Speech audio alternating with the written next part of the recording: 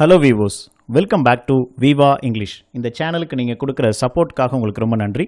ஒருவேளை இந்த சேனலை நீங்கள் இன்னும் சப்ஸ்கிரைப் பண்ணலன்னா ப்ளீஸ் சப்ஸ்கிரைப் பண்ணிக்கோங்க. இந்த வீடியோ பார்த்ததுக்கப்புறம் எங்கே நோ யூஸ் பண்ணணும், எங்கே நாட் யூஸ் பண்ணணும்னு உங்களுக்கு நல்லா புரிஞ்சிக்க முடியும். ரொம்ப சிம்பிளாக ஒவ்வொரு ஸ்டெப்பாக நம்ம பார்க்க போகிறோம். ஃபர்ஸ்ட் ஒன் பார்த்தீங்கன்னா நோ.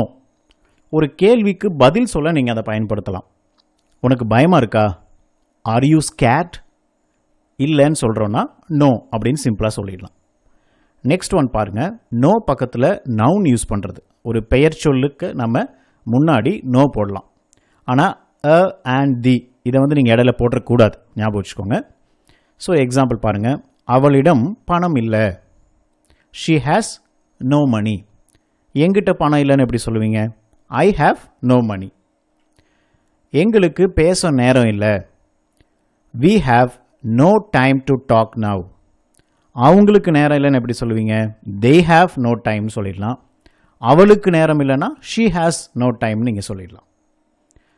இப்போ அடுத்த structure no adjective noun. So ஒரு விஷயத்தை நம்ம விவரித்து சொல்கிறதுக்கு, அவளுக்கு இல்லைனா அவங்களுக்கு நல்ல நண்பர்களே இல்லை. They have no good friends. இப்போ இது நம்ம சாதாரணமாக சொல்லும்போது அவளுக்கு நண்பர்களே இல்லைன்னு சொன்னால் எப்படி சொல்லுவோம்? தே ஹாவ் நோ ஃப்ரெண்ட்ஸ்னு முடிச்சிருவோம். ஆனால் நல்ல நண்பர்கள் இல்லைன்ற போது நோ குட் ஃப்ரெண்ட்ஸ்னு சொல்கிறோம். They have no good friends. இங்கே பாருங்கள், இளைஞர்கள் யாரும் வரல. பெரியவங்கள்லாம் வந்தாங்க, ஆனால் இளைஞர்கள் யாரும் வரல. No young people came. அப்போ இங்கே நம்ம நோ யூஸ் பண்ணியிருக்கோம். பக்கத்தில் யங் அட்ஜெக்டிவ், இளைஞர்கள், பீப்புள் நவுன். ஸோ இதை நீங்கள் எப்படி சேஞ்ச் பண்ணலாம்? முதியவர்கள் யாரும் வரல அப்படின்னு சொன்னால் எப்படி சொல்லுவீங்க? No elderly people came. குழந்தைகள் யாரும் வரல. No children game. ஸோ இந்த மாதிரி நம்ம சேஞ்ச் பண்ணிக்கலாம். அவளுக்கு நல்ல எண்ணமே இல்லை. She has no good intention. அவளுக்கு கெட்ட எண்ணமே இல்லை. அதை எப்படி சொல்லுவீங்க? She has no bad intention. அப்படியே அட்ஜெக்டிவை நம்ம மாற்றிட்டா போதும். அப்படி நம்ம பயன்படுத்தலாம். நெக்ஸ்ட் நம்ம பார்க்க போகிறது ஜெரண்ட் யூஸ் பண்ண போகிறோம். நோ பக்கத்தில் ஜெரண்ட். புகைப்பிடிக்காதீர். No smoking. உடனே உங்களுக்கு ஒரு ஞாபகம் வரும், நோ பார்க்கிங் இல்லைங்களா? இங்கே வண்டி நிறுத்தக்கூடாது. ஸோ இந்த மாதிரி நோ பக்கத்தில் ஜெரண்ட் நம்ம யூஸ் பண்ணலாம். இன்னொன்று பாருங்கள், மீன் பிடிக்காதீர். No fishing. ஓகே, இப்போ நோ நம்ம பார்த்து முடிச்சிட்டோம். நாட் பார்க்கலாமா? To make the verb negative. ஒரு வினை சொல்ல எதிர்மறையாக சொல்கிறதுக்கு தான். ஃபஸ்ட்டு நம்ம இதை பார்ப்போம்.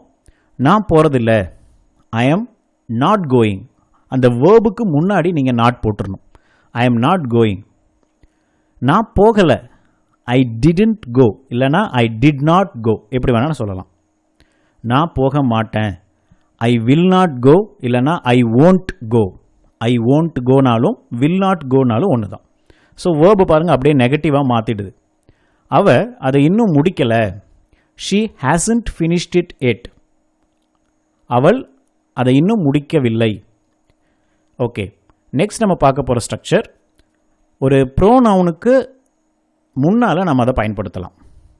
பிரதிப்பெயர்னு சொல்லுவோம். எதெல்லாம் ப்ரோனவுன்ஸ்?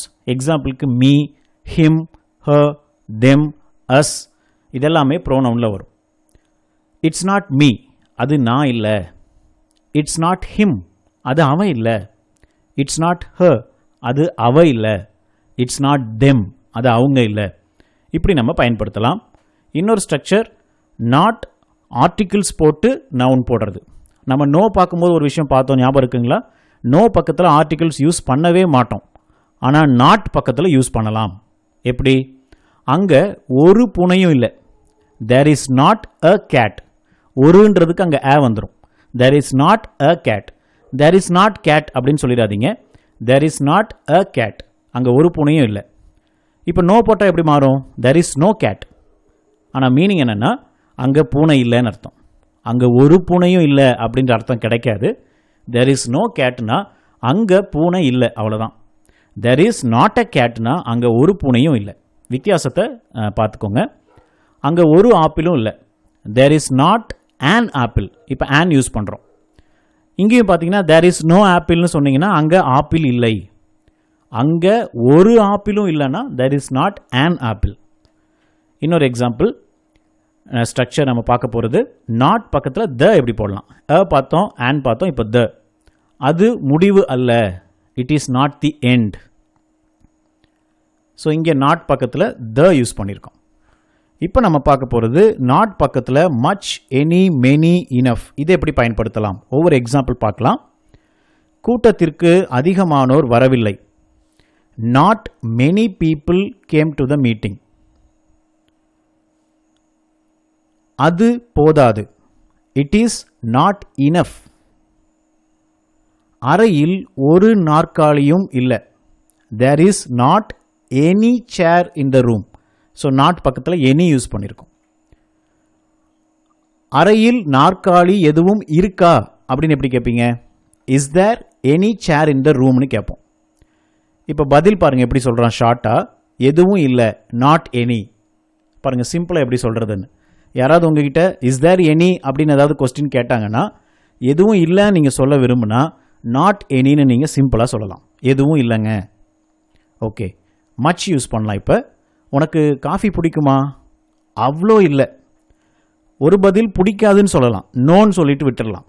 ஆனால் சில டைம் நம்ம என்ன சொல்லுவோம்னா அவ்வளோ இல்லைங்க அப்படின்னு சொல்லுவோம். அதுக்கு நாட் மச்னு நீங்கள் சொல்லணும். To you like coffee? Not much, அவ்வளோ இல்லை ஆனால் குடிப்பேன். ஸோ அந்த அர்த்தத்தில் நீங்கள் பயன்படுத்தலாம். So thank you viewers, thank you for வாட்சிங். இந்த சேனல் உங்களுக்கு பிடிச்சிருந்துச்சுன்னா உங்கள் ஃப்ரெண்ட்ஸ், ஃபேமிலி, சில்ட்ரன், தெரிஞ்சவங்களுக்கெல்லாம் ஷேர் பண்ணுங்கள். நிச்சயமாக அவங்களுக்கும் யூஸ்ஃபுல்லாக இருக்கும். தேங்க்யூ ஃபார் வாட்சிங்.